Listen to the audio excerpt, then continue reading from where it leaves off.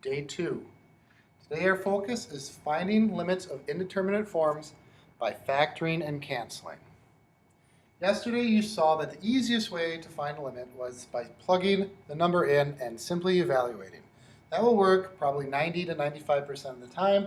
Sometimes though, when you do this, you'll get what's called an indeterminate form. That appears most of the time as 0 divided by 0. When this happens, you need to find or try another method to find the limit. In other words, you're going to have to do a little bit of algebra to figure it out. Other indeterminate forms are 0 over infinity, infinity over 0, or infinity over infinity. But most of the time, you see 0 over 0. Today, we're going to focus on factoring and canceling when you get the indeterminate form. So look at this. If I plug 2 in, on top I get 2 squared is 4, minus 3 times 2 is 6, 4 minus 6 is negative 2, plus 2 is 0, over 2 squared is 4, minus 4 is 0. So I get my indeterminate form. You should always try the plug and chug first, just in case it works. It didn't work in this case, so I need to factor. I'll take the limit as t approaches 2. The top factors to t minus 2 times t minus 1. And the bottom factors to t minus 2 times t plus 2. The t minus 2 on top and bottom are exactly the same, so they will cancel off. We got the limit as t approaches 2 of t minus 1 over t plus 2. Now what I can do is I can now do my plug and chug. I get 2 minus 1 is 1 over 2 plus 2 is 4. Now why does this work? Well, essentially what happens is because you're reducing, you're rewriting the equation in a similar form. Well, those two forms happen to agree at almost every point. The two equations, the original equation, x minus 1 over x squared minus 1. I'll turn that one off here so we can take a look at it. This is the first equation. As I graph the first equation, what we got is this graph right here. And you can see that there's a gap. Well, that gap's there because we cannot divide by 2, and you're trying to evaluate it at 2. That's why you get the 0 over 0. Well, we fill in that gap by canceling. And what we get is equations that agree at every point except for that hole. So we fill in that hole with our equivalent expression. We'll fill in the hole now as I graph this. Watch how the hole gets filled in. And now the hole is gone, and I can evaluate it at that new point. That's what the factoring and canceling does. It gets an expression that is similar in the fact that it's the same at every point except for the one place I'm trying to find the limit.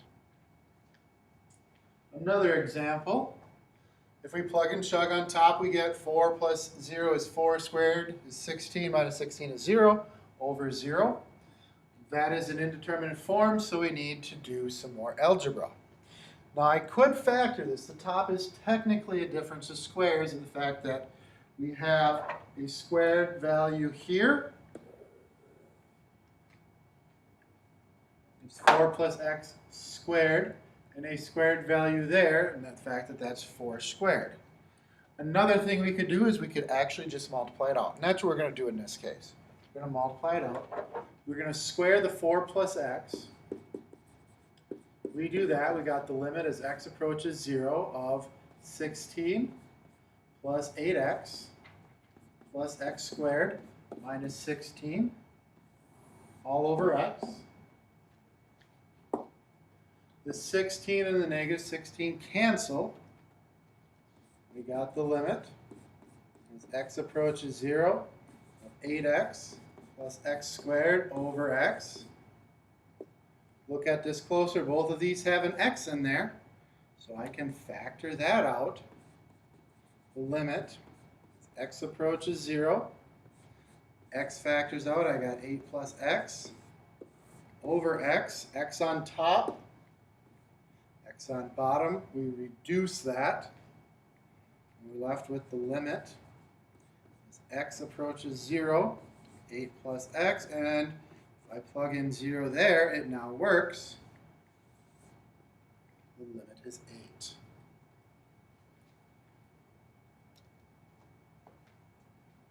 8. Try the plug and chug here. Up top we get 0. Down bottom we get 0, so we got 0 over 0. Again, always try it. If we take a look, that means we need to do some algebra.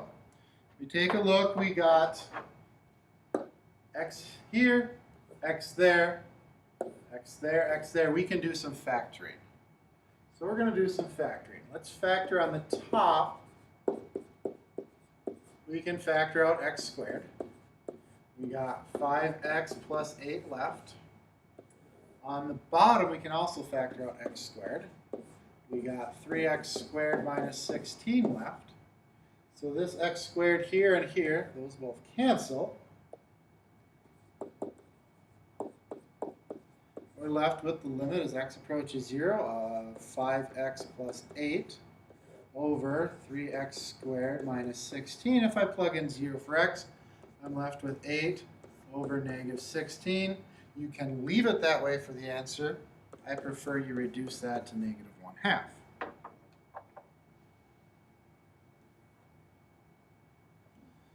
Okay, if we take a look at this one, again, try it.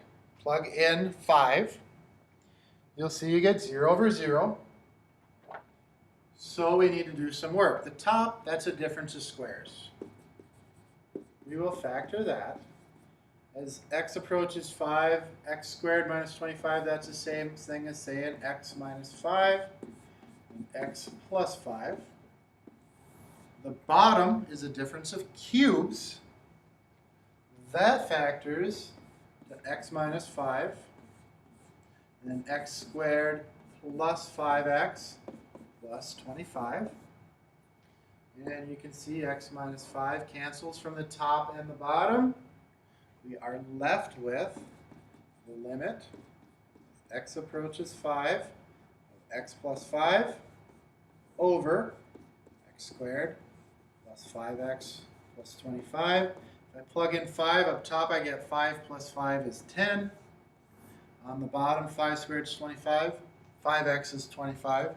25 plus 25 plus 25 is 75.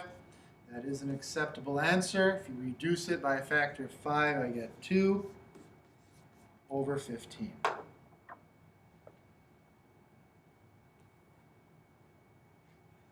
This one's not technically a factor and cancel, but it is something you will see. It's a complex fraction. If I put 0 in for x, on the top I get 1/2 minus 1/2, which is 0. On the bottom I get 0. We got 0 over 0. So I need to deal with the fractions. All right? I need to simplify the fractions, and that will help me get it to work. What I like to do, there's a couple ways you can do it. What I like to do is I like to multiply top and bottom by the common denominators. All right? The denominator here is 2 plus x. The denominator there is 2. So I'm going to multiply the top and bottom times 2 and 2 plus x. So multiply top and bottom by the same thing. 2 times 2 plus x. On the bottom, I'm just going to leave that alone. All right? Leave that alone. It'll be 2x times 2 plus x. On the top, I'm going to distribute.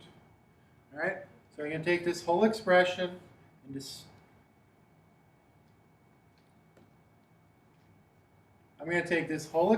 and distribute it to this fraction right there. Now you're going to see that the 2 plus x and the 2 plus x will cancel because one's on top and one's on bottom, so it'll really be 2.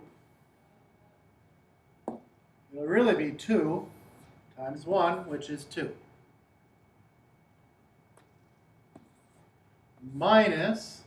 And we'll do the same thing. We'll take this whole expression, distribute it to the second fraction. This time the 2's cancel. And we're left with 2 plus x times 1, which is 2 plus x. On the top, all I need to do is distribute my negative sign. 2 minus 2 minus x over 2x times 2 plus x. Examine this. You can see that 2 minus 2 is 0, so it cancels off. We have an x on top and an x on bottom. Those cancel. We are left with the limit as x approaches 0 of negative 1 over 2 times 2 plus x.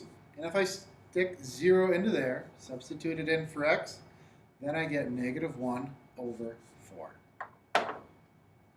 So you can see, if you get an indeterminate form, one method you can use to help you find the limit is to factor and cancel your factors.